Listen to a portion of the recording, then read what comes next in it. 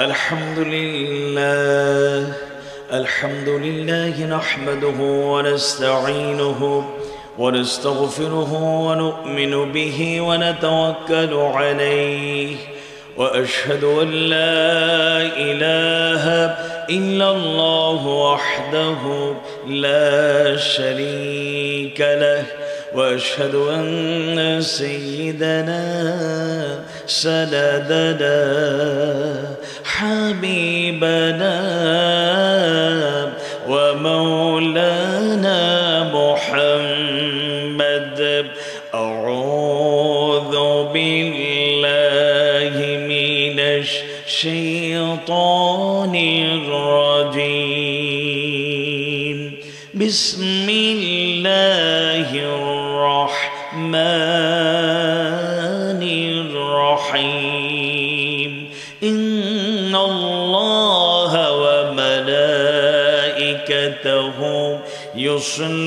يصلون على النبي يا أيها الذين آمنوا صلوا عليه وسلموا تسليما اللهم صل على محمد وعلى آل محمد كما صليت على إبراهيم وعلى آل إبراهيم إنك حميد مجيد اللهم بارك على محمد وعلى آل محمد كما باركت على إبراهيم وعلى آل إبراهيم إنك حميد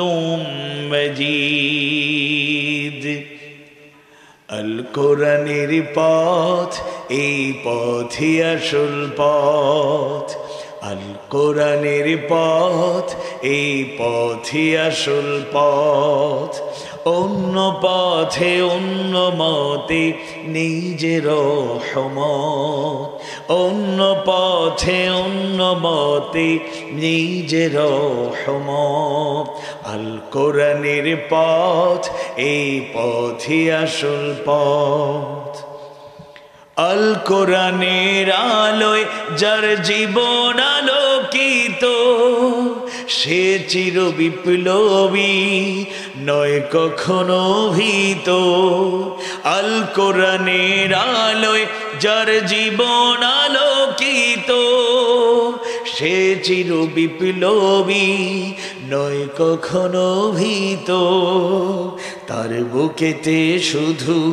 আল্লাহর অথই মহাব্বত অথই মহাব্বত আল কোরআনের পথ এই পথই আসল পথ আল কোরআনের পথ এই পথই আসল পথ আল কোরআনের প্রেমে যে বারেক পড়ে যায় দিন কায়েমের তরে সে শহীদ হতে চায় আল কোরআনের প্রেমে যে বারেক পড়ে যায় দিন কায়েমের তরে সে শহীদ হতে চায় সেই জিহাদের রাহে গড়ে নিজের ভবিষ্যৎ নিজের ভবিষ্যৎ আল কোরআনের পথ এই পথই আসল পথ আল কোরআনের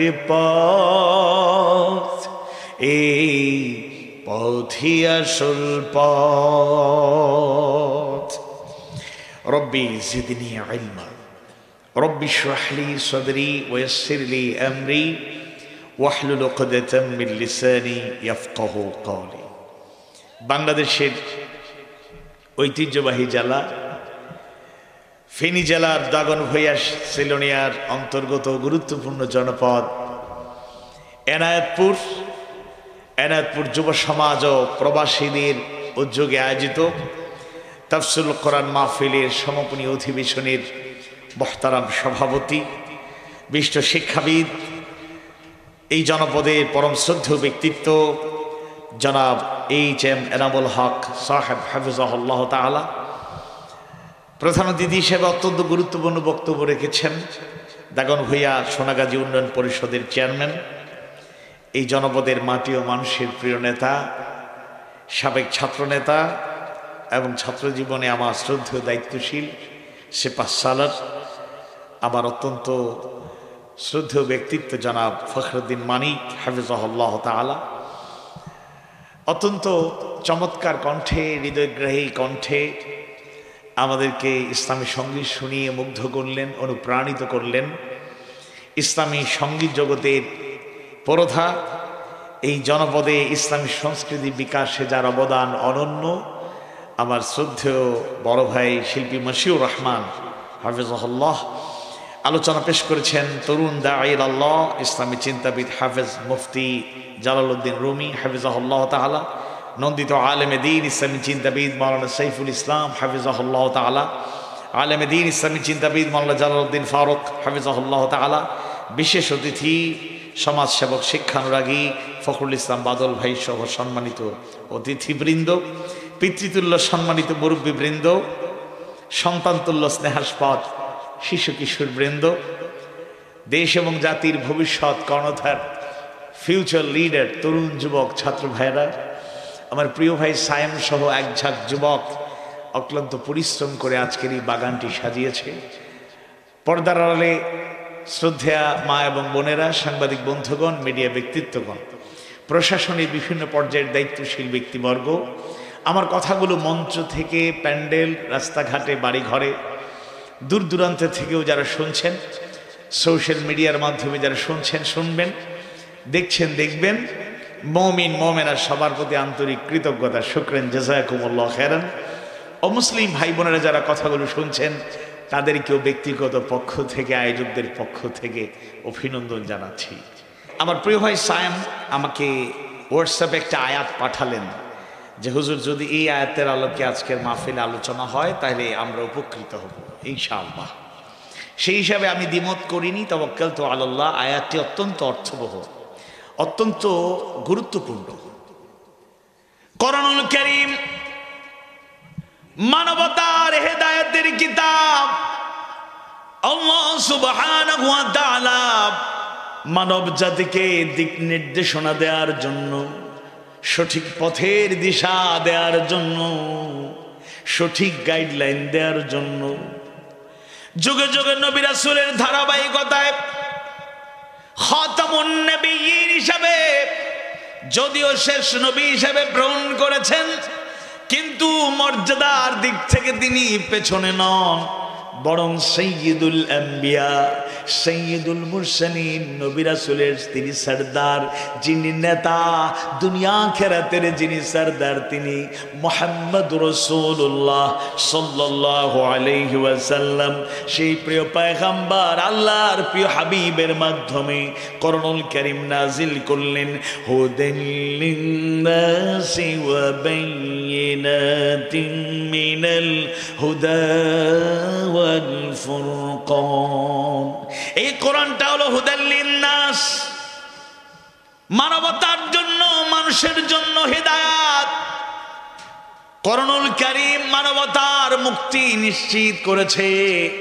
পথহারা, দিশেহারা মানুষ যদি হেদায়েতের সন্ধান পেতে চায়, তাহলে ফিরে আসতে হবে কোরআনের দিকে। তিবিয়ানান লিকুল্লি শাই, এই কিতাবের মাঝে সব কিছুর বর্ণনা রয়েছে। ব্যক্তিগত জীবন, পারিবারিক জীবন, সামাজিক জীবন, সাংস্কৃতিক জীবন, অর্থনৈতিক জীবন, রাজনৈতিক জীবন, রাষ্ট্রীয় জীবন, আন্তর্জাতিক জীবন, জীবনের প্রত্যেকটা ধাপে ধাপে, বাঁকে বাঁকে যে কোনো সমস্যায় যদি কেউ পড়ে যায় আর যদি মুক্তি পেতে চায়, পরিত্রাণ পেতে চায়, ওয়াল্লাহি আল্লাহর কসম করে বলি, কোরআনের কাছে ফিরে আসলে মুক্তি নিশ্চিত, কোনো সন্দেহ। আওয়াজ বাড়ি বলে, সন্দেহ নাই। আমরা জানি না, তাই কোরআনের কাছে সেভাবে আসি না। আমরা বুঝি না, তাই কোরআনকে সেভাবে ধারণ করতে পারি না। 114টি সূরার মধ্যে সবচেয়ে বড় সূরা সবচেয়ে গুরুত্বপূর্ণ সূরাদের মধ্যে অন্যতম। আল্লামা ইবনে কাসির রাহিমাহুল্লাহ বর্ণনা করেন কোরআনের 114টি সূরার মধ্যে যেই সূরায় আল্লাহ সুবহানাহু ওয়া তাআলা তার আহকাম বিধিবিধান সবচেয়ে বেশি নাজিল করেছেন, ওই সূরা হলো সূরাতুল বাকারাহ। মাদানী সূরার মধ্যে অন্যতম সূরা। সেই সূরার 177 নম্বর আয়াত কারিমার আলোকে কোরআন হাদিস সুন্নাহকে সামনে রেখে মুফাসসিরদের বর্ণনাকে প্রাধান্য দিয়ে বর্তমান প্রেক্ষাপটে বাস্তবতার নিরিখে কিছু কথা তুলে ধরতে চাই। আল্লাহ তুমি কবুল করো। আওয়াজ বাড়িয়ে বলুন আমিন। তাইলে দ্বিতীয় সূরা মাদানী সূরা সূরাতুল বাকারার 177 নম্বর আয়াতটা একটু বড়, তবে অনেক গুরুত্বপূর্ণ তথ্য আল্লাহ তাআলা জানিয়ে দিয়েছেন।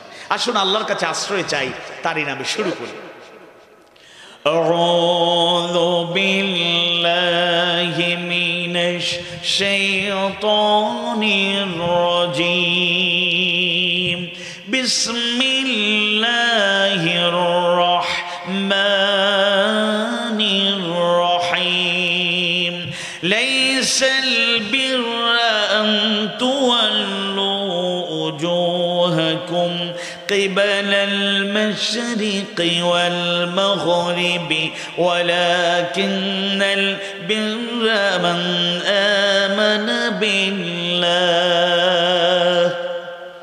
من آمن بالله واليوم الآخر والملائكة والكتاب والنبيين وآتى المال على حبه ذوي القربى واليتامى والمساكين وابن السبيل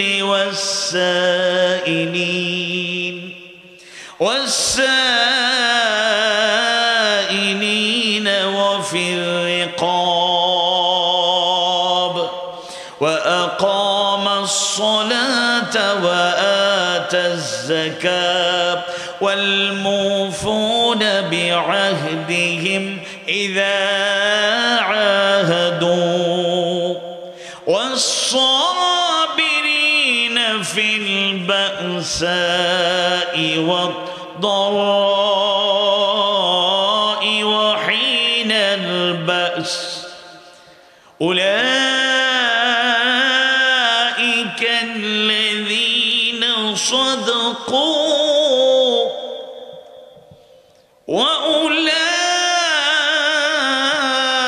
وأولئك هم المتقون।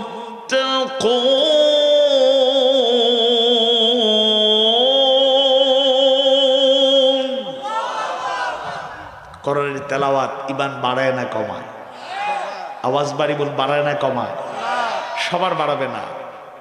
মুমিন যারা, মুমিনা যারা তেলাওয়াত শুনলেই, কোরআনের সেই তেলাওয়াতের ব্যাখ্যা বিশ্লেষণ বয়ান শুনলেই ঈমান বাড়ে না কমে? وَإِذَا تُلِيَتْ عَلَيْهِمْ آيَاتُهُ زَادَتْهُمْ إِيمَانًا। যখনই তাদের সামনে কোরআন তেলাওয়াত হবে তখন তাদের ঈমান বেড়ে যাবে। আল্লাহু আকবার।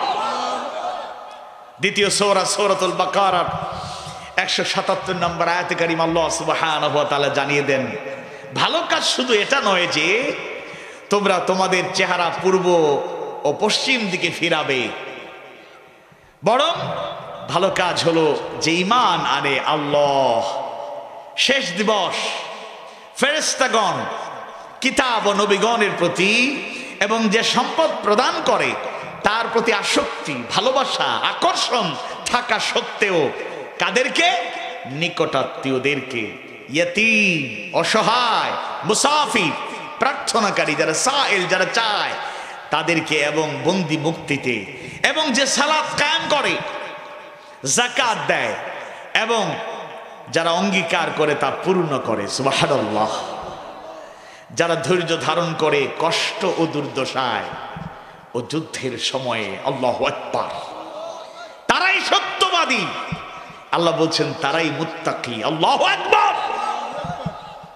বিপদে মুসিবতে যারা ধৈর্য ধারণ করে, কঠিন মুহূর্তে যারা ধৈর্য ধারণ করে, তারা সত্যবাদী, সত্যের বড় টলবিচল, তারা মুত্তাকি, কোন সন্দেহ। যাদের অন্তরে আল্লাহর তাকওয়া থাকে, আল্লাহর ভয় থাকে, আল্লাহর সেই খৌফ তার অন্তরে লালিত হয়ে যায়। একটা সূত্র জেনে রাখবেন, যাদের অন্তরে আল্লাহর ভয় লালিত হয়, তারা দুনিয়ার কারো সামনে মাথা নত করে না।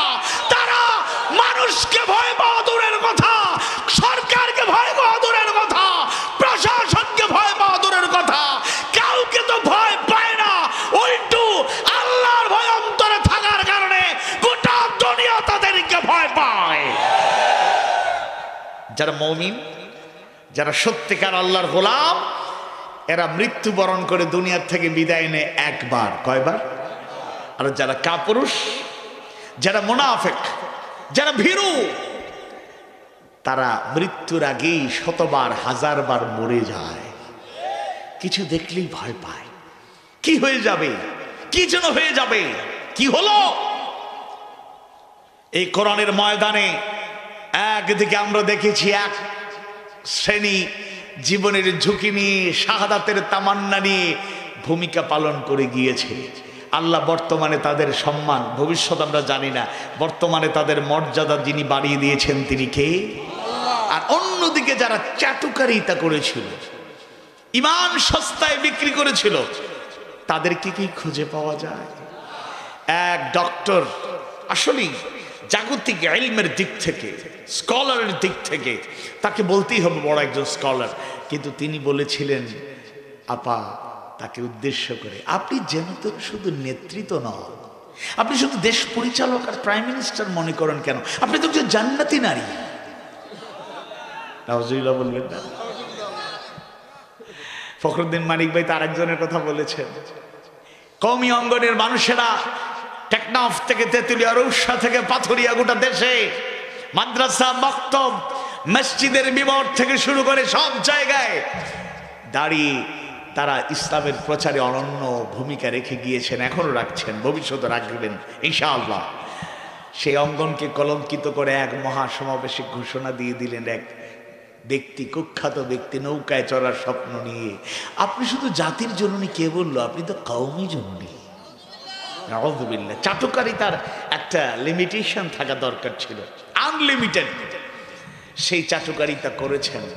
আরেক মেম্বার অফ পার্লামেন্ট, 7 মাসের অবৈধ এক এমপি সংসদে দাঁড়িয়ে যখন গোটা দেশের মানুষ শিক্ষা ব্যবস্থার সংস্কার চেয়েছে, অনইসলামিক নাস্তিকবাদী শিক্ষা চাপিয়ে দেওয়ার মাধ্যমে ফিউচার লিডার, ফিউচার জেনারেশনকে যারা ধ্বংসের পায়তারা করেছিল, চাটুকারিতা করে তিনি বলেছিলেন, 52 অতীতের 52 বছরে আপনার মতো এরকম করে কেউ শিক্ষা ব্যবস্থাকে সাজাতে পারেনি।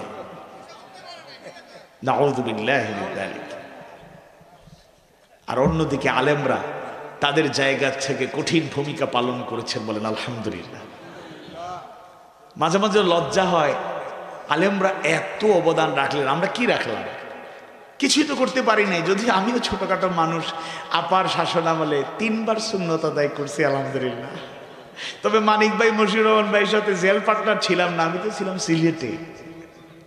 অনেকে দোয়া চাইতো, দেলোয়ার ভাই একটু দোয়া করেন, হুজুর একটু দোয়া করেন। কি দোয়া?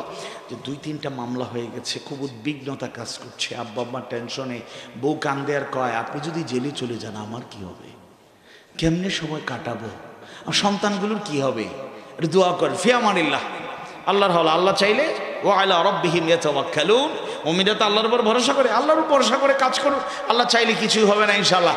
যার কাছে দোয়া চাইছে বা যদি জানতো, তার মামলা মাত্র 54টি ছিল। ইদানিংকালে আর কোর্টের খবর নিতে পারি না, ওই বহু বছর তো শুধু হাজিরা দিতে দিতেই লাইফ শেষ। ওয়াজের বাফরুসম আসলে 4-5টা ওয়ারেন্ট হয়, আমি যে ঠিক আছে জামিন পড়ে নেব। কে আর জামিন নেব, আল্লাহর উপর ওয়ারেন্ট দিয়ে চালাইছি। হ্যাঁ, এখন অনেকে বলবে আপনি আইনকে অমান্য করছেন। কি আইন ছিল বাংলাদেশে? সব তো অবৈধ। আইন রচনা করে মানুষের উপর জুলুমতন্ত্র চাপিয়ে দেয়া হয়েছে। চাঁদাবাজি করে, টেন্ডারবাজি করে, মাস্তানি করে, ডাকাতি করে, অন্যের জায়গা জমি দখল করে, মানুষের হক নষ্ট করে আমরা মামলা খাই নাই। হকের পক্ষে ছিলাম, আছি, থাকবো।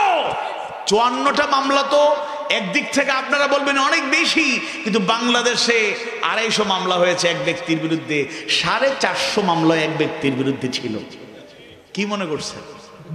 যাই হোক, এজন্য হকের পক্ষে যারা থাকবে, যারা সত্যবাদী, কথার কাজে প্রকৃত সত্যবাদীদের কাতারে শামিল হয়ে যায়, যারা প্রকৃত মুত্তাকি হয়ে যায়, তাদের জীবনের সৌন্দর্য আয়াতে কারিমাতেই সুন্দরভাবে ফুটে উঠেছে। সুবহানাল্লাহ। ইমানদার ভাইরা, আমি টু দ্য পয়েন্ট কিছু কথা বলবো। এখানে শুরুতেই বলেছি যে পূর্ব পশ্চিম দিকে আল্লাহ তাআলা জানিয়ে দিচ্ছেন, পূর্ব পশ্চিম দিকে মুখ ফিরানোই সৎকর্ম নয়। এই কথাটা আসলে আল্লাহ তাআলা কেন বললেন, সহজ করে যদি আপনাদেরকে আমি বোঝানোর জন্য বলি, তাহলে আপনারা জানতে পারবেন যে আসলে এক সময় কিবলা ছিল বাইতুল মুকাদ্দাসের দিকে, তাই না? আচ্ছা, পরে কিবলা পরিবর্তন হলো বাইতুল্লাহর দিকে, কাবার দিকে। এখানে আপনার আরেকটা তথ্য অবশ্যই আপনাদের জানা, যে এই কিবলা নিয়ে কিছু মত পার্থক্য ছিল। যেমন কাতাদা রাহিমাহুল্লাহ তিনি বর্ণনা করেন, ইহুদিরা তারা ইবাদতের সময় পশ্চিম দিকে তারা দৃষ্টিকে নিবদ্ধ রেখে ইবাদত করে, আর নাসারা পূর্ব দিকে। আর পাশাপাশি আয়াতে কারিমা আল্লাহ তাআলা তাদেরকে এবং মুসলমানদের উদ্দেশ্যে বলেছেন কিবলা পরিবর্তন নিয়ে কার মধ্যে দ্বিধাদ্বন্দ্ব, যে তোমরা মনে করছো এটাই যেন সব কাজ, এটাই যেন আসল কাজ। এটা অবশ্যই কিবলা পরিবর্তন যখন আল্লাহ তাআলা যেদিকেই করবেন আমরা সেদিকেই কিবলামুখী হয়ে যাব বলেন ইনশাআল্লাহ। আমরা গোলামি করি কার? আনুগত্য করি কার? কুল ইন্না সলাতি ওয়া নুসুকি ওয়া মাহইয়ায়া ওয়া মামাতি লিল্লাহি রাব্বিল আলামিন। বলুন, নিশ্চয় আমার নামাজ, আমার কুরবানি কিংবা যাবতীয় ইবাদত, আমার জীবন, আমার মত বিশ্ব প্রতিপালক আল্লাহর জন্য। আওয়াজ বাড়ি বলি কার জন্য? সে আল্লাহর জন্যই প্রত্যেকটা কাজ করা লাগবে। রাসূলের সেই হাদিসটা আমরা জানি। এই যে আমরা বয়ান বক্তৃতায় প্রশংসা একদিকে করলাম, কিছু লোককে আমরা ঘৃণা করলাম, এটা কি আমার ব্যক্তিগত কোনো প্রতিহিংসার কারণে কিংবা সংকীর্ণতার কারণে? No, never. আমরা ব্যক্তিগতভাবে কাউকে শত্রু মনে করি না, কথা বলি সবার উদ্দেশ্যেই। দিকভ্রান্ত মানুষেরও যেন হেদায়েত পায় এই চেষ্টা করি, কিন্তু যাদের কথা বললাম এরা এমন এক পর্যায়ে চলে গিয়েছে, এদেরকে ঘৃণা করা ফরজ হয়ে গিয়েছে। রাসূলের সেই হাদিস কারো অজানা নয়, রাসূল শিখিয়ে গেলেন, জানিয়ে গেলেন, মান আহাব্বা লিল্লাহি ওয়া আবগাদা লিল্লাহ ওয়া আ'তা লিল্লাহি ওয়া মানআ লিল্লাহ ফাকাদ ইসতাকমালাল ঈমান। যে ব্যক্তি কাউকে ভালোবাসলো আল্লাহর জন্য, আবার ঘৃণাও করলো আল্লাহর জন্য, কাউকে দান করলো আল্লাহর জন্য, আবার দান করা থেকে বিরত থাকলো আল্লাহর জন্য, সুতরাং সে যেন তার ঈমানটাকে পরিপূর্ণ করে নিল। সুবহানাল্লাহ। যেই ভালোবাসায় আল্লাহর সন্তুষ্টি নাই, যেই ভালোবাসায় আল্লাহর বন্দেগী নাই, যেই ভালোবাসায় আল্লাহর আনুগত্য নাই, যেই ভালোবাসায় রাসূলের নীতি অনুসৃতির ইত্তেবা হয় না, আনুগত্য হয় না, যেই ভালোবাসা কোরআন সমর্থন করে না, যেই ভালোবাসা হাদিস সুন্নাহ সমর্থন করে না, যেই ভালোবাসা ইসলাম সমর্থন করে না, ওই ভালোবাসার সাথে কোনো মুসলমানের সম্পর্ক থাকতে পারে? ভালোবাসবো আল্লাহর জন্য, আবার ঘৃণা করব আল্লাহর জন্য, দান করব মসজিদে, মাদ্রাসায়, দিনের পথে, এবং কাদেরকে দান করব? যে আয়াত থেকে আলোচনা করছি আল্লাহ তাআলা সে আয়াতে কারিমায়ও জানায় দিলেন, আল্লাহ তাআলার নির্ধারিত রাসূলের দেখানো পথে আমরা দান করব, আবার কখনো কখনো দান করা থেকে বিরত থাকব। একজন গেল আপনাকে, ভাই আমরা মাহফিল করছি একটু সহযোগিতা করুন, আপনি করলেন। আবার আসলো, ভাই শীত কমে যাওয়ার আগে আমরা ফেনীতে সিলোনিয়ায় একটা ঐতিহাসিক কনসার্টের আয়োজন করতে চায়, একটু সহযোগিতা করেন। সহযোগিতা বলবেন না, ডোনেট করেন প্লিজ, একটু ডোনেশন দরকার। তখন আর বাংলা থাকবে না, আরবি থাকবে না, তখন ইংলিশ যথার্থ প্রপারলি তখন তার প্রনাউন্সিয়েশনে বলবে একটু ডোনেট করেন ভাই প্লিজ, একটু ডোনেশন দরকার। আপনি মাহফিলে 500 টাকা দিয়েছেন, অনেক লোক এরকম আছে, আপনাদের এলাকায় হয়তো নাই, এরকম অনেক লোক আছে। কনসার্ট হলে আরে কনসার্ট কে আসবে, জ্যামস আসবে, তাইলে তো 10,000 টাকা দেওয়া যায়। আমার কলিজায় আঘাত লেগেছে, কেউ ভুল বুঝবেন না। আপনার স্বাধীনতা আমরা হস্তক্ষেপ করতে চাই না, কিন্তু বাংলাদেশ 90% মুসলমানের দেশ। ইসলামী তাহজিব তামাদ্দুন কৃষ্টি কালচারের বিপরীতে যত অপসংস্কৃতি ছড়িয়ে পড়েছে, যদি নিজেকে মুসলমান দাবি করেন তাহলে অবশ্যই অপসংস্কৃতিকে সমর্থন করা যাবে। আওয়াজ বাড়িয়ে বলেন, সমর্থন করা যাবে। ইমানদার ভাইয়েরা, মুমিন মুমিনা ভাই বোনেরা, আল্লাহ সুবহানাহু ওয়া তাআলা সূরাতুল বাকারার 177 নম্বর আয়াত কারিমার শুরুতেই যা বললেন সেটা ব্যাখ্যার মাধ্যমে চলে আসলো। পূর্ব দিকে নাকি পশ্চিম দিকে, কিবলা হবে কোন দিকে, এটাই প্রধান মানদণ্ড নয়। আল্লাহ তাআলা যেদিকে আমাদেরকে ইবাদত বন্দেগী করতে বলবেন সেদিকে আমরা ইবাদত বন্দেগী করব। আর নতুন করে তো কিবলা পরিবর্তন হবে না। ১৫০০ বছর আগে সেটা পরিপূর্ণ করে আল্লাহ তাআলা জানায়া দিলেন। দিনটা পরিপূর্ণ করে দিয়েছেন আল্লাহ সুবহানাহু ওয়া তাআলা। আল্লাহ রাসূলের নবুয়তি দায়িত্বের শেষ লগ্নে আল্লাহ তাআলা সেই নির্দেশনা জানানোর মাধ্যমে দিনটাকে পরিপূর্ণ করে নিলেন। যা আছে এটাই থাকবে, নতুন করে কিছু আবিষ্কার করার সুযোগ নাই। সূরাতুল মাইদার 3 নম্বর আয়াত কারিমায় আল্লাহ সুবহানাহু ওয়া তাআলা জানায়া দেন, আল-ইয়াউমা আকমালতু লাকুম দীনাকুম ওয়া আতমামতু আলাইকুম নি'মাতি ওয়া রাদিতু লাকুমুল ইসলাম দীনা। আল্লাহ তাআলা আয়াত কারিমার মাধ্যমে দিনটাকে যে পরিপূর্ণ করে দিলেন। Islam is the complete code of life. তাই নতুন করে আর কোন দিনের দিকে, নতুন কোন পথের দিকে, নতুন কোন কিছুর দিকে আর ধাবমান হওয়ার, অগ্রসর হওয়ার সুযোগ রাখা হয় নাই। আল্লাহ তাআলা এবার পুণ্য কাজের সন্ধান দিচ্ছেন, বরং পুণ্য কাজ হলো, ভালো কাজ হলো আমানা বিল্লাহি ওয়াল ইয়াউমিল আখির ওয়াল মালাইকাতি ওয়াল কিতাবি ওয়ান নাবিয়্যিন।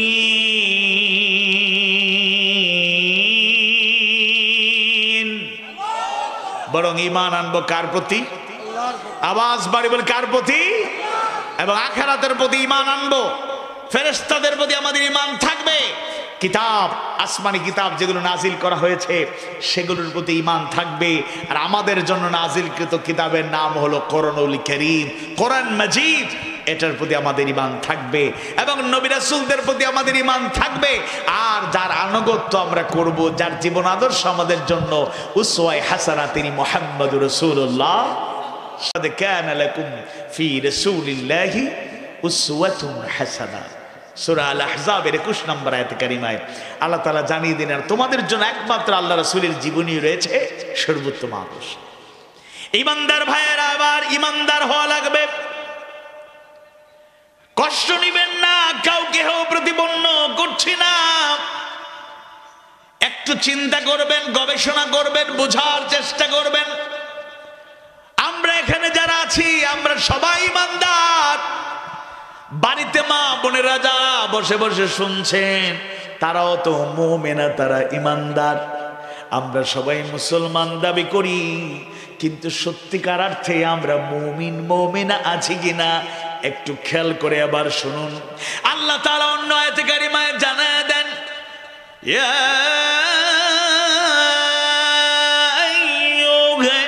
আইয়ুহাল্লাযীনা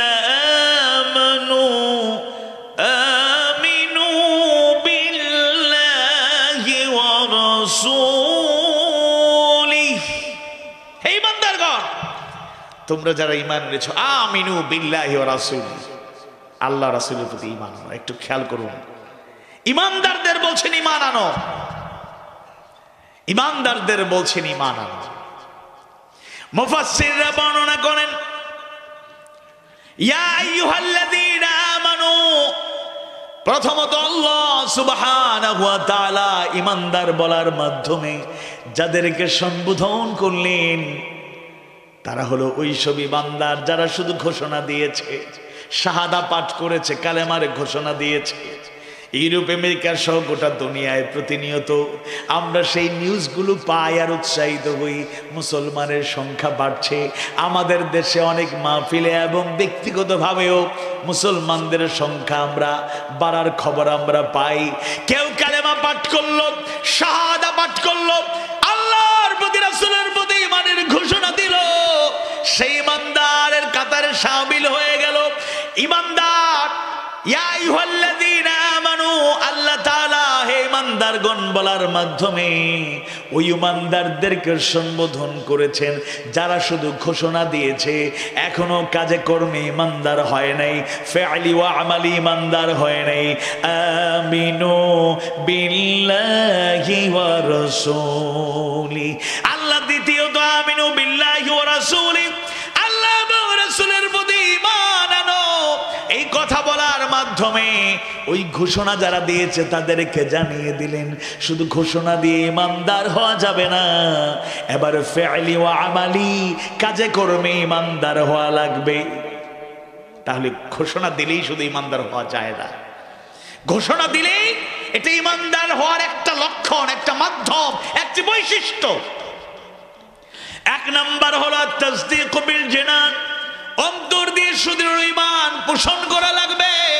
দুই নম্বরে হলো আল ইকরার বিল লিসান, মৌখিক স্বীকৃতি, মৌখিক প্রকাশ, যেটা আমরা শাহাদা পাঠ করি, কালেমার ঘোষণা দেই, দাওয়াত দেই, এটা হলো মৌখিক প্রকাশ, দুই নাম্বার। আর তিন নাম্বার হলো ওয়াল আমালু বিল আরকান, কাজের মাধ্যমে বাস্তবায়ন। আমি এমন ঈমানদার, আমি ঈমানদার দাবি করি অথচ ইচ্ছা করে নামাজ ছেড়ে দেই। আমি নিজে ঈমানদার, এমন ঈমানদার রমাদান মাসে হক আদায় করে রোজা পালন করতে পারি না, রাখতে পারি না। আমি এমন ঈমানদার ওয়ালিল্লাহি আলান নাসি হিজ্জুল বাইতি মান ইসতাতাআ ইলাইহি সাবিলা, সামর্থ্যবানদের উপর আল্লাহ হজ ফরজ করলেন, আমি গাফলতি করি, হজ করি না। ওয়াতুজ যাকাত, যাকাত ফরজ করা হলো, যাকাত আদায়ের নির্দেশ আল্লাহ তাআলা বারবার দিলেন, রাসূল জানিয়ে দিলেন, আমি যাকাত নিয়মিত আদায় করি না, অথচ আমি ঈমানদার দাবি করি। ঈমানদার ভাইয়েরা, মুমিন মুমিনা ভাই বোনেরা, ঈমানদার শুধু ঘোষণা করলে ঈমানদার হওয়া যায় না। দ্বিতীয় সূরা সূরাতুল বাকারার ৮ম আয়াত কারিমায়ে আল্লাহ সুবহানাহু ওয়া তাআলা জানিয়ে দেন, ওয়া মিনান নাসি মান ইয়াকুলু আমান্না বিল্লাহি ওয়া বিল ইয়াউমিল আখির ওয়া মা হুম বিমুমিনিন।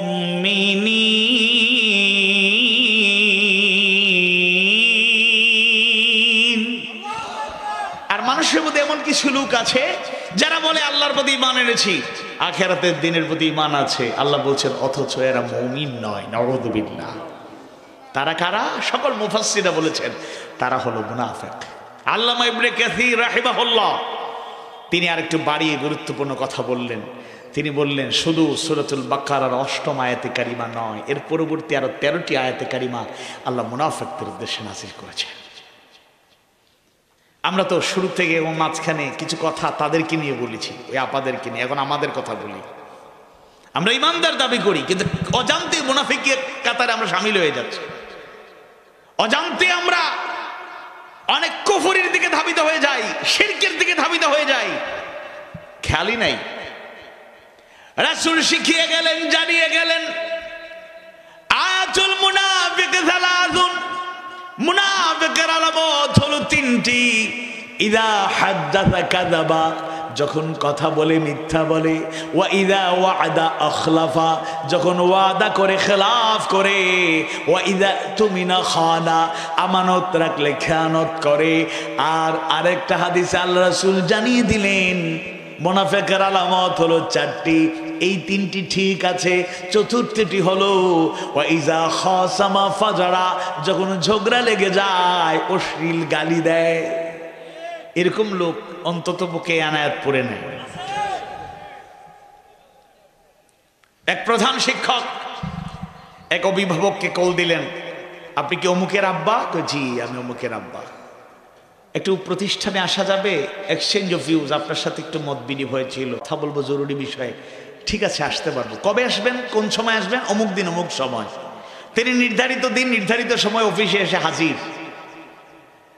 এবার তাকে চা নাস্তা দেওয়া হলো, চা বিস্কিট দেওয়া হলো, তিনি খাচ্ছেন। কর্মচারীকে বলা হলো অমুক শ্রেণী অমুক ছাত্রকে নিয়ে আসো, তাকেও নিয়ে আসা হলো। এবার অভিভাবকের সামনে প্রধান শিক্ষক ছাত্রকে জিজ্ঞেস করেছেন, অভিভাবককে বলছেন, দেখুন আপনার ছেলে অনেক দিন থেকে তাকে চেষ্টা করছি, তার জবান থেকে গালি সরানো যায় না। সহপাঠীদের গালি দেয়, বড়দেরকে গালি দেয়, ছোটদেরকে গালি দেয়, ঝগড়া করলে গালি দেয়। অনেক মোটিভেশন চালিয়েছি, সংশোধন করা সম্ভব হয়নি। এবার জানতে চাচ্ছি যে একেবারে সাপ্লাই সেন্টারটা কোথায়? মূল জায়গা থেকে যদি গালিটা বন্ধ করে দেয়া যায় তাইলে আর সে আর গালি আর কি করতে পারবে না, তার জবান থেকে গালি বের হবে না। এবার তিনি জিজ্ঞেস করছেন, বাবার সামনে বলো কোথা থেকে গালি শিখছো? সে মাথা নিচু করে দাঁড়ায় আছে, কিছু বলে না। এবার বাবা দাঁড়াইছে রাগ করে, ছেলের উদ্দেশ্য করে বলতেছে, অমুকের বাচ্চা গালি শিখছস কোত্থেকে?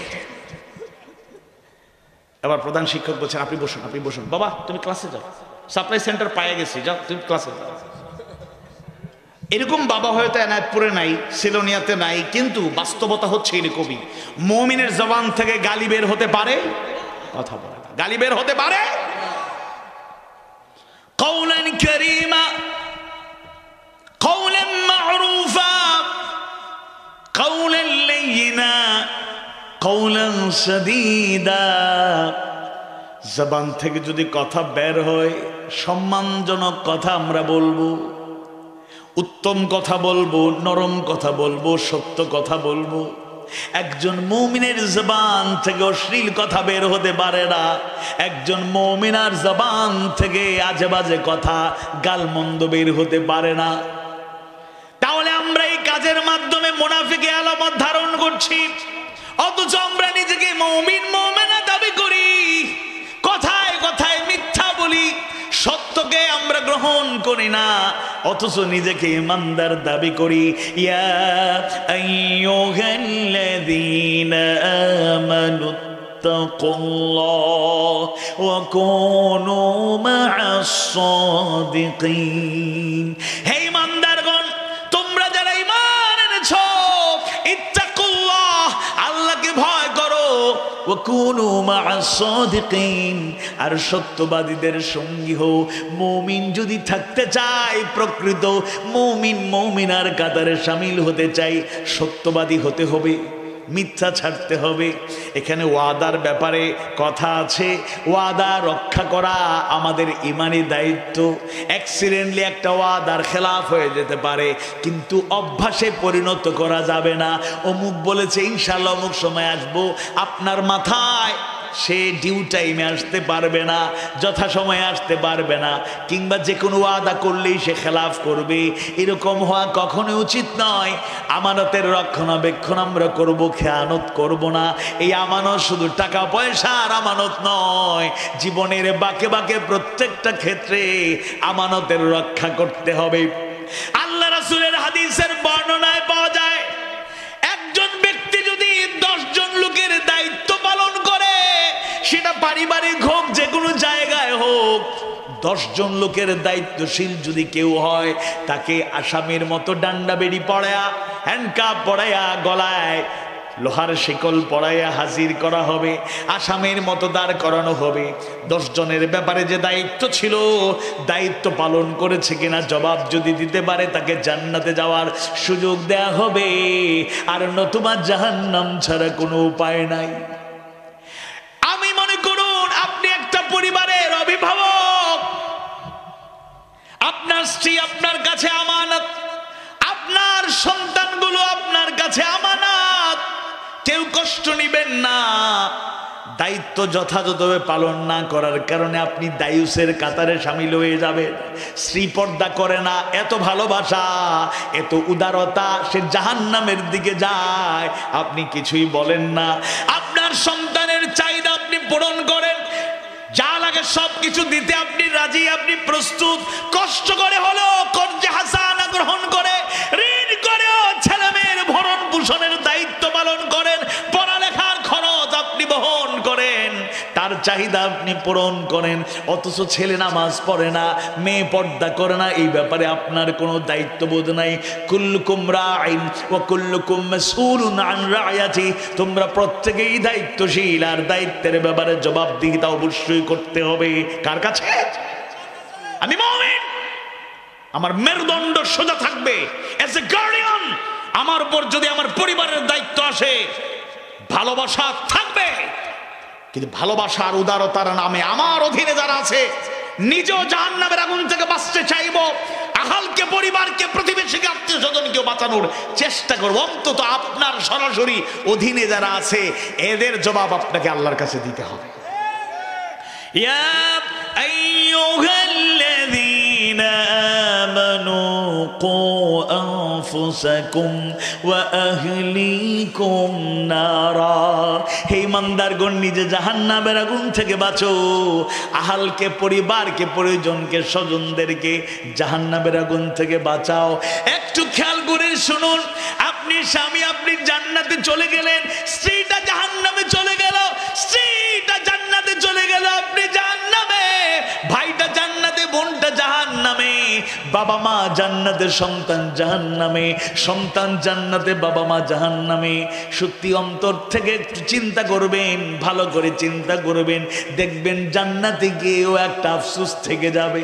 আহারে, একটু চেষ্টা করলে আমিও তো আমার সাথে তাকে জান্নাতে নিয়ে আসতে পারতাম। কারণ জাহান্নাম কোনো ভালো জায়গা নয়, জাহান্নাম কোনো আরামের জায়গা নয়, জাহান্নাম কোনো স্বস্তির জায়গা নয়। আযাবুন আলীম,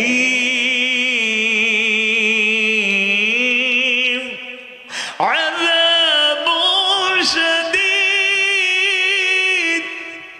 আযাবুন আযীম, মর্মন্তুদ, কঠিন, পীড়াদায়ক শাস্তি আল্লাহ জাহান্নামে রেখেছে। দুনিয়ার সামান্য আগুনে পড়ার ক্ষমতা আমাদের নাই। মোমবাতিতে আগুন রাখতে পারি না, জ্বলে পড়ে ছাই হয়ে যায়। চুলার আগুনে জ্বলার পড়ার কোনো ক্ষমতা নাই। অ্যাক্সিডেন্টলি কোনো বাড়িতে যদি আগুন লেগে যায়, অফিস আদালতে আগুন লেগে যায়, কারখানায় আগুন লেগে যায়, লঞ্চে, স্টিমারে, নৌকায় আগুন লেগে যায়, কোনো বাহনে যদি আগুন লেগে যায়, মুহূর্তেই সব কিছু ছাই হয়ে যায়। আর জাহান্নামের আগুন যেন তো আগুন নয়, নারু জাহান্নাম, জাহান্নামের আগুন এত ভয়াবহ, এটা চামড়া, গোশত, হাড্ডি ভেদ করে একেবারে আগুন লাগার সাথে সাথে কলিজা পর্যন্ত স্পর্শ করবে, পুড়িয়ে ভস্ম করে দেবে। নাউযুবিল্লাহ। এজন্য ইমানদার ভাইয়েরা, আমরা আল্লাহর প্রতি ঈমান রাখবো, যথাযথ ঈমান। আমরা আখিরাতের দিনের প্রতি ঈমান আনবো, আমরা ফেরেশতাদের প্রতি ঈমান রাখবো, কিতাব সমূহের প্রতি, বিশেষ করে আল্লাহ তাআলা যেই কিতাবটা আমাদের জন্য নাজিল করেছেন, এই কিতাবের প্রতি সুদৃঢ় ঈমান থাকবে। নবীগণের প্রতি ঈমান থাকবে, বিশেষ করে সাইয়্যিদুল আম্বিয়া, সাইয়্যিদুল মুরসালিন মুহাম্মদুর রাসূলুল্লাহ সাল্লাল্লাহু আলাইহি ওয়াসাল্লামের প্রতি দৃঢ় ঈমান আমরা রাখবো। এরপরে আল্লাহ তাআলা জানায় দেন, ওয়া আতাল মাল আলা حبه ذوي القربى واليتامى والمساكين وابن السبيل والسائلين وفي الرقاب।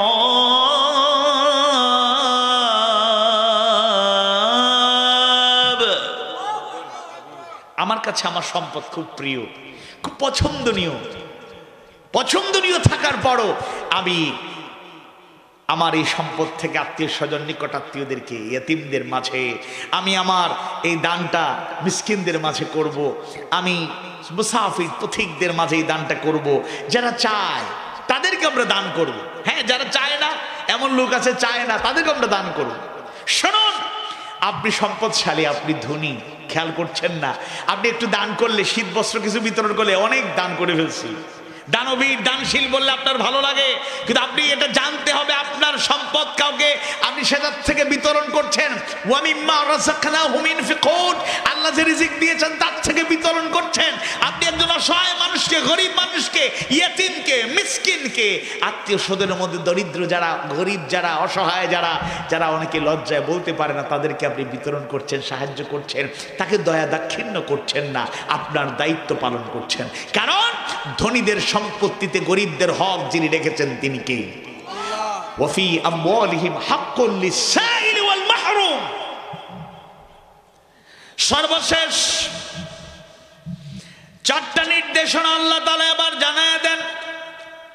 ওয়া আকামুস সালাত, আর তারা সালাত কায়েম করে। যে সালাত কায়েম করে, আমরা যারা ঈমানদার মনে রাখবেন, ঈমান আনার পরে প্রথমতম ইবাদতের নাম হলো সালাত। ইন্নানি আনাল্লাহু লা ইলাহা ইল্লা আনা ফা'বুদনি ওয়া আকিমিস সালাতা লিযিকরি।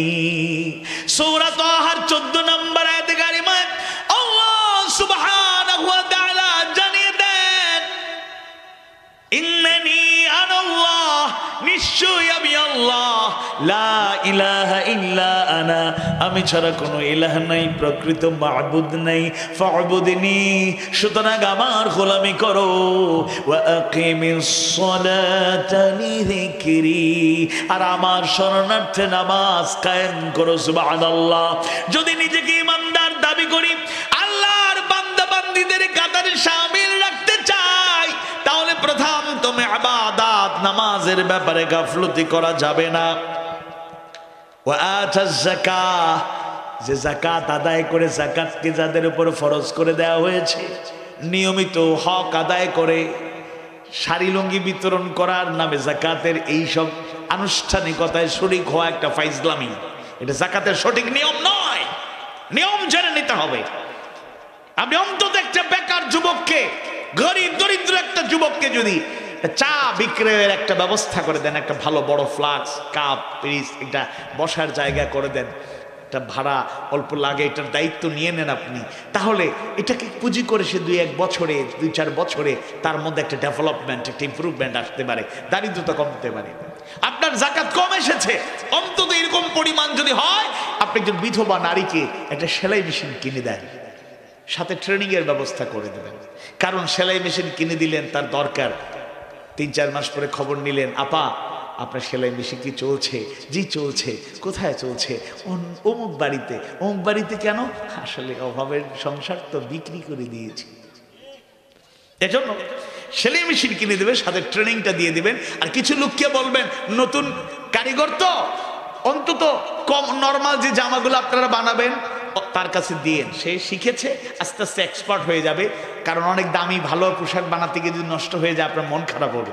এজন্য এইরকম সাপোর্ট দিয়ে দিয়ে মানুষকে অর্থনৈতিকভাবে স্বাবলম্বী করা, এমনভাবে যাকাতের ব্যবস্থা করা যাতে সক্ষমতা বেশি, এমনভাবে যাকাত দেবেন যাতে আগামীতে আর তাকে যাকাত দেয়া লাগে না। পারলে এমনভাবে যাকাত দিবেন, কয়েক বছর পরে দেখা যাবে সে নিজে যাকাত দিচ্ছে। বলেন ইনশাআল্লাহ। وَمُوفُونَ بِعَهْدِهِمْ إِذَا عَاهَدُوا, যারা অঙ্গীকার করে তা পূর্ণ করে। ওয়াদার ব্যাপারে বলেছি এটা পূর্ণ করব।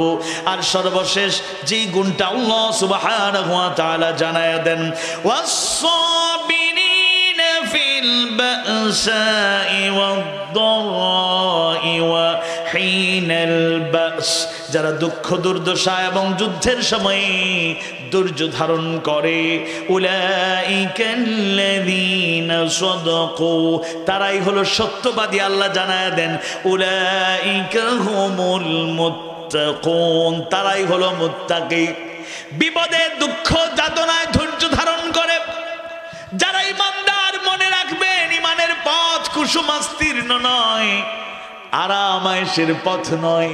মুসলমানের দায়িত্ব পালন করতে চাইলে, হক আদায় করলে, মুমিন যদি হক আদায় করে সত্যিকার মুমিন হতে চান, দুঃখ কষ্ট যাতনা ইমানি পরীক্ষা আসবে, এর জন্য প্রস্তুতি নিতে হবে।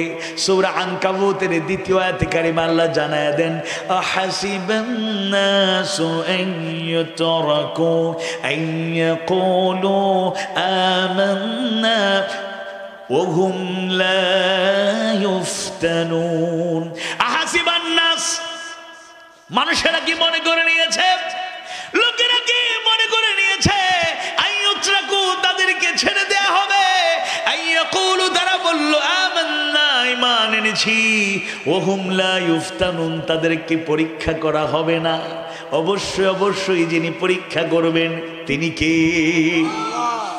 আল্লাহ রাসূলের সেই প্রিয় সাহাবীর খবর আমরা জানি। ঈমান আনলেন আব্দুল্লাহ যুল বাসদাইন, চাচার অধীনে তিনি জীবন যাপন করছিলেন। চাচা তার অভিভাবক, তার ভরণ পোষণের দায়িত্ব পালন করেছেন। তিনি ঈমান আনলেন, ঈমানের চিন্তা করলেন, তখনও ঈমানের ঘোষণা দেন নাই। সব প্রস্তুতি সম্পন্ন মনে প্রাণে, এবার প্রস্তুত, শুধু ঘোষণাটা বাকি। অপেক্ষা করলেন, চাচার অধীনে আছি, এত বড় মহা হেদায়াতের বাণী, মহাসত্যের সন্ধান পেয়ে গেলাম। অভিভাবককে ছাড়া যদি চলে যায়, এতদিন তিনি আমাকে লালন পালন করলেন, ভরণ পোষণের দায়িত্ব গ্রহণ করলেন, তাকে আমি ছেড়ে স্বার্থপরের মতো কেমনে একা আল্লাহ রাসূলের কাছে যাব? অপেক্ষা করলেন। চাচা সফরে ছিলেন, সফর থেকে ফিরলেন, চাচার কাছে আবেদন করলেন, চাচা যান, মহাসত্যের সন্ধান পেয়ে গিয়েছি, মুক্তির পথ পেয়ে গিয়েছি, সিরাতে মুস্তাকিম জেনে গিয়েছি, এক আল্লাহর গোলামি গ্রহণ করা লাগবে, আল্লাহর কাছে রাসূলের কাছে যাব, ঘোষণা দেব, কারণ এইটাই হলো মহাসত্য, এটাই মুক্তির একমাত্র গ্যারান্টি। আপনাকে ছাড়া কেমনে যাব? আপনি গ্রহণ করে নিন, একসাথে যাই, ঈমান আনি, দুনিয়াতেও সম্মান মর্যাদা কমবে না, আর অনন্তকালের জীবনে জান্নাত পেয়ে যাব, আল্লাহর প্রিয় বান্দাদের কাতারে শামিল হয়ে যাব। চাচা গ্রহণ করলেন না, মতামত দিলেন না, তিনি হৃদয়ের সবটুকু ভালোবাসা উজাড় করে দাওয়াত দিলেন, তিনি গ্রহণ করলেন না। এবার ভাতিজা মন খারাপ, বললেন, চাচা যান, আপনার প্রতি এত মর্যাদা আমি দেই, আপনাকে এত সম্মান করিয়ে আপনি আমাকে এত মহব্বত করেন, তাই আপনার অপেক্ষা করলাম, যেহেতু অনেক বুঝানোর পর আপনি যেতে চান না, আমি যাব আল্লাহ রাসূলের কাছে, আমার জন্য দোয়া করবেন, আমি যাচ্ছি আল্লাহ রাসূলের কাছে গিয়ে ঈমান আনবো। রওনা হয়ে গেলেন, পিছন থেকে চাচা ডাকেন, তার নাম ছিল আব্দুল উজ্জা। ও আব্দুল উজ্জা, যাও কোথায়? দাঁড়াও, একটু কথা শুনে যাও। বাপদাদা 14 গোষ্ঠীর জীবন আদর্শ ছেড়ে দিবা, নতুন দিনকে গ্রহণ করে নেবা, আল্লাহর গোলামি গ্রহণ করবা, মুহাম্মাদের দীক্ষায় দীক্ষিত হয়ে যাবা। শোনো, অপেক্ষা করো, তোমাকে যে ধন দৌলত সব সম্পদ যা দিয়েছেন তার হিসাব দিলেন, এগুলা যে দিলাম, এগুলার মালিক বানালাম, এগুলো কার অবদান? চাচা আপনার অবদান। ঈমান যদি আনতে চাও, এতই শখ থাকে, সব সম্পদ রেখে এবার রওনা হোক। একটা একটা করে সকল সম্পদ ঘোষণা করা হলো। আব্দুল উজ্জা, আল্লাহর গোলামি গ্রহণ করার যদি এত ইচ্ছে থাকে, সবকিছু পেছনে ফেলে আবার ঘোষণা দাও, এগুলো আমার না, সব দিয়ে দিলাম, ফেরত দিয়ে দিলাম। আব্দুল উজ্জা, আব্দুল্লাহ যুল জাবাদাইন, তার ঈমান ছিল এত মজবুত, জেনে বুঝে সত্যের সন্ধান পেয়ে গেলেন। চাচা জানকে বললেন, চাচা যান, নিঃসন্দেহে এগুলো আপনার অবদান, আমি আল্লাহর জন্য, তার রাসূলের জন্য আপনাকে সবকিছু দিয়ে দিলাম, আমার সম্পদের দরকার নাই, ধন দৌলতের দরকার নাই, আল্লাহ তার রাসূলকে ছাড়ার সুযোগ হবে না। সুবহানাল্লাহ। এবার সবকিছু দিয়া মিসকিন হয়ে, একেবারেই গরিব হয়ে রওনা হয়ে যাবেন। চাচা আমার ডাকেন, ভাতিজা শুনো, ঈমান আনার এত শখ, তোমার শরীরে যেই পোশাক, এত উন্নত পোশাক, এই পোশাকগুলো তো আমার দেয়া। বললেন হ্যাঁ, যদি এই মুহূর্তে তুমি তোমার সিদ্ধান্তে অটল থাকো, আল্লাহর গোলামি গ্রহণ করতে চাও, তাহলে কাপড় চোপড় খুলে দিয়া উলঙ্গ হয়ে তোমাকে রওনা দিতে হবে। আব্দুল উজ্জা তথা আব্দুল্লাহ জুলবাজাদাইন কঠিন পরীক্ষায় পড়ে গেলেন, কিন্তু চাচা সিরিয়াসলি বলেছেন, তার সিদ্ধান্তে তিনি অটল। শেষ পর্যন্ত ইমানের সেই নূর থেকে বঞ্চিত হতে চাইলেন না। কাপড় চোপড় খুলে দিয়া দৌড় দিলেন বাড়ির দিকে। বাড়ি থেকে মাকে ডাকলেন, মা গো, একটা কাপড়ের টুকরো অন্তত আমাকে দাও। মা তার অবস্থা থেকে চোখ ঢাকলেন, চোখ আড়াল করে নিলেন। বললেন, বাবারে তোমার এই অবস্থা কেন? তিনি বর্ণনা করলেন আর বললেন, মা গো, আমাকে এইটুকু কাপড় দাও, যা দিয়ে আমি অন্তত লজ্জাস্থান ঢেকে আল্লাহ রাসূলের কাছে গিয়ে ইমানের ঘোষণাটা দেব। সুবহানাল্লাহ। আল্লাহ রাসূলের সাথে দেখা হয়ে গেল। অনেক দূর থেকে সফর করে ক্লান্ত শ্রান্ত, একেবারে ছেঁড়া কাপড় কোনো মতে লজ্জাস্থান ঢেকে হাজির হয়ে গেলেন। উস্কো কুস্কো যুবকটাকে আল্লাহ রাসূল ডাকলেন, তোমার পরিচয় কি? সব তিনি খুলে বললেন। এর পর্যায়ে সব বলার পরে আল্লাহ রাসূল তাকে ভালোবাসার বন্ধনে আবদ্ধ করলেন, ইমানের আলোয় আলোকিত করলেন। তিনি শাহাদা পাঠ করে কালেমার ঘোষণা দিয়ে ইমানদারদের কাতারে শামিল হয়ে গেলেন। যে আব্দুল্লাহ জুলবাজাদাইনের বাড়ির অভাব ছিল না, সম্পদের অভাব ছিল না, ধন দৌলত আরাম আয়েশের অভাব ছিল না, ঈমান আনার কারণে সব হারালেন, থাকার কোনো জায়গা নাই। আল্লাহ রাসূল তাকে বললেন, আসহাবে সুফফায় তাকে থাকতে দেয়া হলো। কিছুদিন যাওয়ার পরে সাহাবীদের পক্ষ থেকে কেউ কেউ অভিযোগ করলেন, ইয়া রাসূলুল্লাহ, ইয়া হাবিবাল্লাহ, আমাদের অভিযোগ হলো আব্দুল্লাহ এত জোরে জোরে কোরআন তেলাওয়াত করে, স্বাভাবিকভাবে আমরাও করি, সেও করুক, সমস্যা নাই, কিন্তু আমরা যখন বিশ্রাম নিতে চাই তখনও যখন ইচ্ছা তার তখনই জোরে জোরে তেলাওয়াত করে, আওয়াজ বাড়িয়ে বাড়িয়ে তেলাওয়াত করে। আমাদের ঘুমে, আমাদের বিশ্রামে ইয়া রাসূলুল্লাহ একটু ব্যাঘাত ঘটে, একটু কষ্ট হয়, আব্দুল্লাহকে বুঝাইয়া দিন, সেজন্য একটু আস্তে আস্তে তেলাওয়াত করে। আল্লাহ রাসূল এই কথা শুনে একটু আবেগাপ্লুত হয়ে গেলেন, বললেন, ও আমার সাহাবীরা শুনো, আব্দুল্লাহকে তার আওয়াজ করে, তার হৃদয়ের সবটুকু ভালোবাসা উজাড় করে তেলাওয়াত করতে বাধা দিও না। আব্দুল্লাহর ঈমান যেন তোর ঈমান নয়, ঈমান আনতে গিয়ে সব কিছু পেছনে ফেলে এসেছে। তার ঈমান বড় দামি ঈমান, আবেগ আর ভালোবাসা উজাড় করে সে তেলাওয়াত বেশি বেশি করে, আওয়াজ বাড়িয়ে বাড়িয়ে করে তাকে করতে দাও, তোমরা বাধা দিও না। সুবহানাল্লাহ। ঈমান আনার পরে যুদ্ধের ঘোষণা চলে আসলো, যুদ্ধের দামাম বেজে উঠলো, সবাই প্রস্তুত, আব্দুল্লাহ জুলবাজাদাইনও প্রস্তুত। আল্লাহ রাসূলের পাশে এসে আব্দুল্লাহ এবার বলেন, ইয়া রাসূলুল্লাহ, ইয়া হাবিবাল্লাহ, যুদ্ধের ময়দানে আমিও যাব। ইয়া রাসূলুল্লাহ, একটু ভালো করে দোয়া করে দেন। ঈমান আনতে গিয়ে অনেক কিছুই হারিয়েছি, মনে প্রাণের স্বপ্ন, আল্লাহর পথে যদি জীবনটা বিলায় দিতে পারি, শাহাদাতের মর্যাদা অর্জন করতে পারি, আমার ঈমান আনা সার্থক হয়ে যাবে। আল্লাহ রাসূল বললেন, কে আছো? একটু আসো, একটা গাছের বাকল নিয়ে আসো। নিয়ে আসা হলো, আব্দুল্লাহর হাতে এটা বেঁধে দিয়া আল্লাহ রাসূল একটু দোয়া করলেন, আল্লাহ, আব্দুল্লাহর রক্তকে তুমি কাফেরদের জন্য হারাম করে দাও। আব্দুল্লাহ জুলবাজাদাইন কাঁদতে কাঁদতে বেহুশ। ইয়া রাসূলুল্লাহ, আমি শহীদ হতে চাইলাম, রক্ত দিতে চাইলাম, ত্যাগের নজরানা পেশ করতে চাইলাম, ঈমান আনার কারণে কত কিছুই তো হারালাম, এবার সর্বোচ্চ মর্যাদা পাওয়ার আশায়, শাহাদাতের মর্যাদা পাওয়ার আশায় শহীদ হতে চাইলাম। ইয়া রাসূলুল্লাহ, আপনি দোয়া করলেন কাফেরদের জন্য, আমার রক্তকে হারাম করে দিলেন, এর মানে আমি আর শহীদ হতে পারবো না। আল্লাহ রাসূল মুচকি হাসেন আর বলেন, আব্দুল্লাহ রে, তোমার হৃদয়ে অন্তরে যে তামান্না তুমি পোষণ করছো, তুমি অসুস্থ হয়ে বিছানায় যদি শুয়ে ইন্তেকাল করো, আল্লাহ তোমাকে শাহাদাতের মর্যাদা দিয়া দিবেন। আল্লাহু আকবার।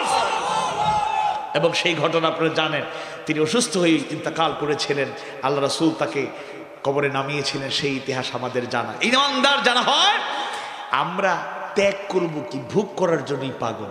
রাজনীতিবিদ আর সেই সব কুখ্যাত ব্যক্তির কথা বলার দরকার নেই। আমরাও ভালো নামাজি, ফজরের নামাজ পড়ে আমরা ক্ষেত খামারে যারা যাই, কৃষক মেহনতি মানুষ হিসেবে কাজ করি, যাই ডানে বামে তাকাই, চান্স পাইলে আইল ঠেলাঠেলি করি, আছে না? 2-4 শতক 5 শতক জায়গার জন্য মার্ডার হয়, ভাইয়ে ভাইয়ে কোপাকুপি হয়, কোনাগুনি হয়, সন্তান বাবাকে হত্যা করে জায়গা একটু পাওয়ার জন্য। আর দিনের শিক্ষা, ইসলামের শিক্ষা হলো ত্যাগ করা। এত কিসের অভাব, এত hesitation, tension, frustration, hesitation, depression কেন আপনাদের মাঝে, আমাদের মাঝে? এত হাউদাস কেন পাওয়ার জন্য?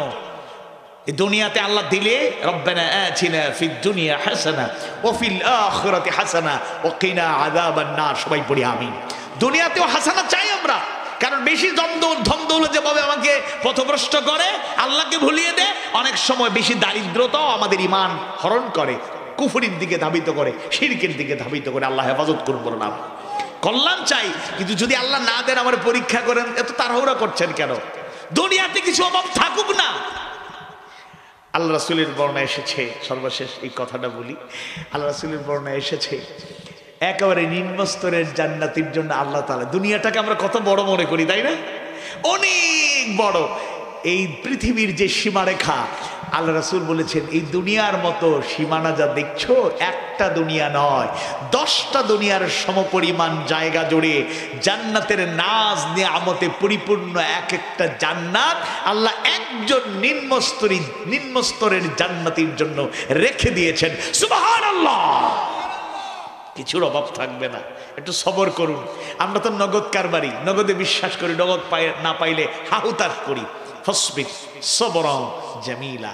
আল্লাহ রাব্বুল আলামিন এই কথাটাই বলেছেন, যারা ওয়াসাবিরিনা ফিল বাসাই ওয়াদ-দাররাই ওয়া হিনাল বাস, দুঃখ দুর্দশায় কষ্টের মাঝেও সবর করার একটু আপাত দৃষ্টিতে কষ্ট আছে, কিন্তু দীর্ঘমেয়াদী ফলাফলটা অনেক ভালো। কথাবার্তায় ভুল ত্রুটি হলে আল্লাহ তাআলা ক্ষমা করুন। শিক্ষণীয় যে কথাগুলো জবান থেকে বের হয়েছে, আল্লাহ তাআলা সেটা থেকে শিক্ষা নেওয়ার তৌফিক দিন।